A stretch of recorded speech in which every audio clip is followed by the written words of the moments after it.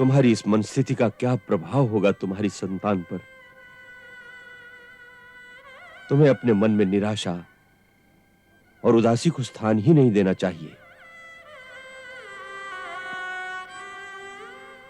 तुम्हें एक कर्मवीर मां की भांति अपनी संतान के भविष्य, अपने कुल के भविष्य, अपने देश के भविष्य के बारे में आशावादी विचारों का एक ज्योतिर्मय वातावरण अपने चारों ओर फैला देना चाहिए, जो सारे जीवन को उज्जवल कर दे।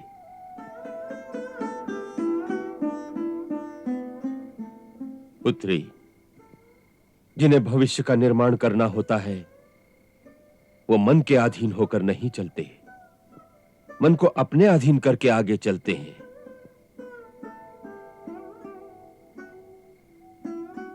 तो पुत्री, मन के अश्व पर लगाम डालकर उसे अपने लक्ष्य के रास्ते पर चलाओ।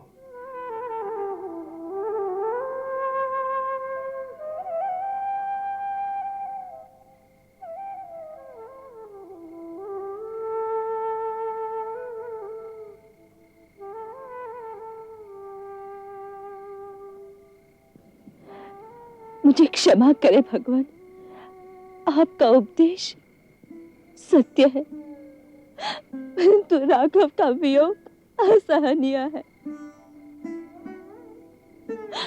मुझे अपने से अधिक चिंता उनकी रहती है। मेरे सामने तो एक लक्ष्य है, परंतु उनके सामने तो सारे राजमहल में केवल अंधकार ही अंधकार है।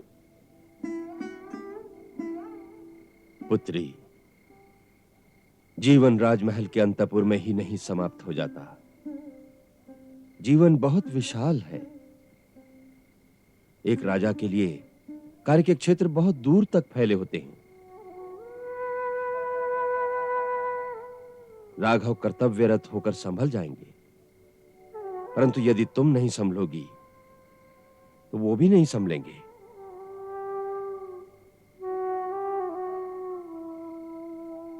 दो प्रेमियों के बीच उनके मन की तरंगें एक अदृश्य रूप में एक दूसरे तक पहुंचती रहती हैं।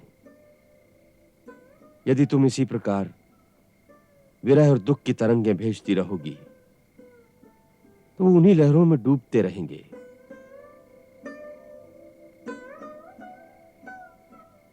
तुम्हें कर्तव्यपरायणता, कर्मवीरता और आशा की ज्योति तरंगें उनकी ओर भेजनी चाहिए, तभी तुम उनकी सच्ची सहायता करोगी। पुत्री, इस विरह और निष्क्रियता के अंधकार से निकलो और एक ज्योतिर्मय उज्जवल भविष्य के निर्माण में व्यस्त हो जाओ। यह मत भूलो कि एक महान बलिदान के पथ पर तुम बहुत बड़ा उत्तरदायित्व लेकर चली हो।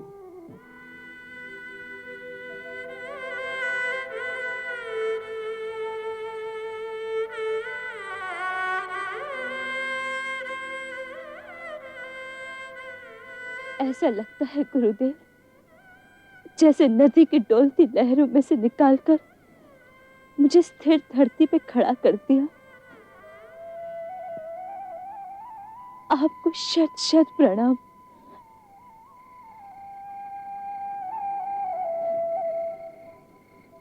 मुझे आशीर्वाद दीजिए कि मैं आपके बताए हुए मार्ग पर दृढ़ता से आगे बढ़ सकूं।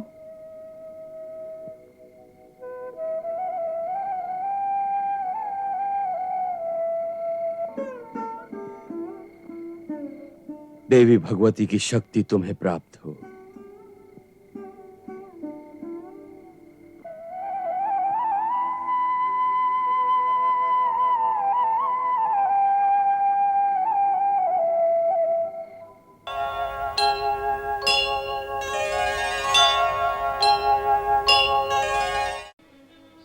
महाराज, मैं आपके हृदय की अवस्था समझता हूं।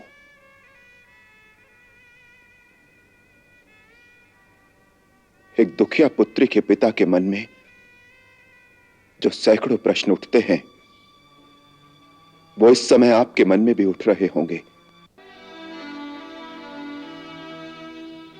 आप वो सारे प्रश्न मुझसे पूछना भी चाहते होंगे कि मेरी पुत्री के साथ जो घोर अन्याय तुमने किया है वो किस कारण,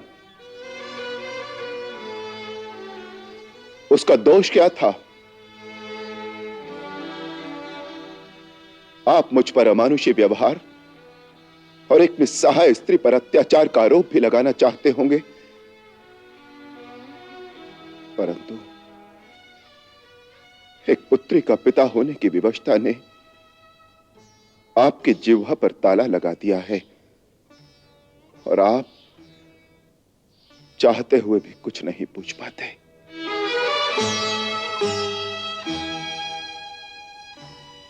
मुझे यही आशंका थी कि आप एक दिन ये सारे प्रश्न मुझसे पूछने अवश्य आएंगे,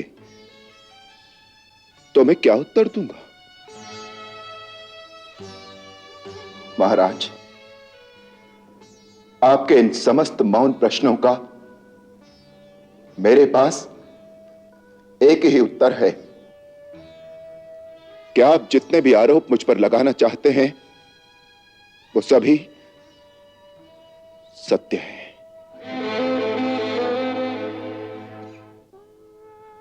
मैं परम दोषी हूं।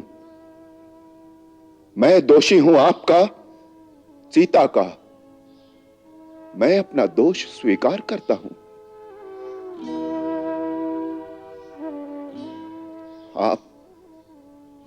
आप इसके लिए जो भी दंड मुझे देना चाहें वो मुझे स्वीकार है।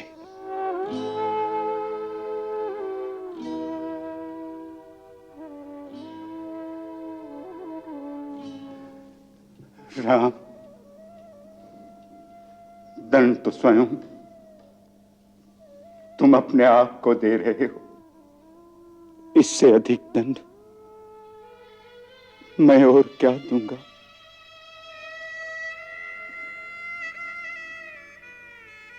मैं तो विधिना का ये खेल देख रहा हूं कि किस प्रकार एक महामानव उस पाप का दंड भोगता है जो पाप उसने किया ही नहीं।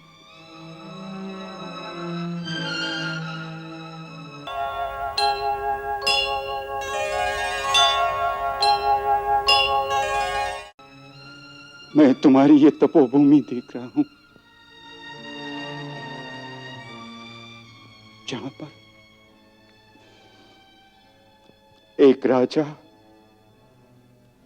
अपने राजमहल में रहते हुए भी साधु हो गया।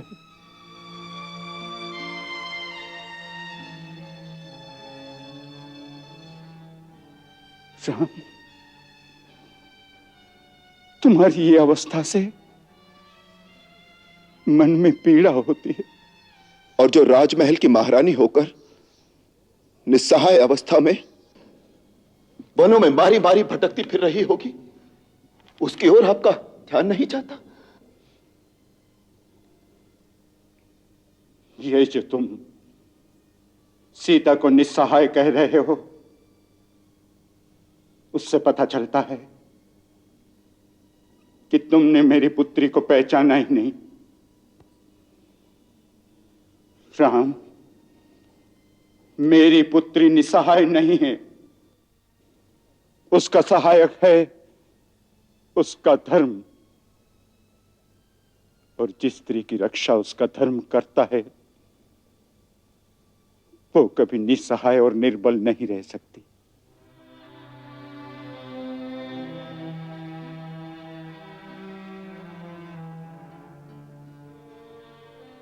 यदि मेरी पुत्री सचमुच असहाय होती तो उसी दिन उसका पिता उसकी सहायता के लिए आ जाता।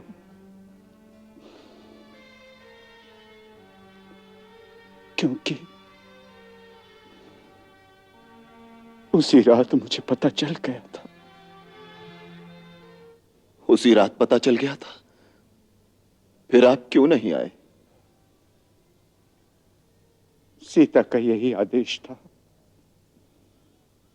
और आज भी मैं आया हूं सीता का आदेश पालने के लिए। सीता का आदेश पालने? क्या आप सीता से मिले हैं? नहीं। फिर आदेश कैसा? जाने से पहले जब उसने त्याग का निर्णय लिया तब अपनी परिचारिका के हाथ उसने मुझे ये पत्रिका भेजी थी। उसमें उसने अपना ये निर्णय और कारणों का पूरा विवरण लिखा था। ये पढ़कर आप उसके निर्णय से कैसे सहमत हो गए? आपने यहां आकर उसका निर्णय बदलने का प्रयास क्यों नहीं किया? तुम्हारे प्रयास क्या कम थे? फिर तुम उसका निर्णय कैसे नहीं बदल सके? तुम कैसे सहमत हो गए? उसने अपने तर्क से मुझे विवश कर दिया। इसी प्रकार उसने मुझे भी परास्त कर दिया। उसके आगे मैं हार गया, परंतु वह इस बलिदान से जहां तुम्हारे कुल का गौरव बढ़ा गई, वहां मेरा सर्व भी गर्व से ऊंचा कर गई।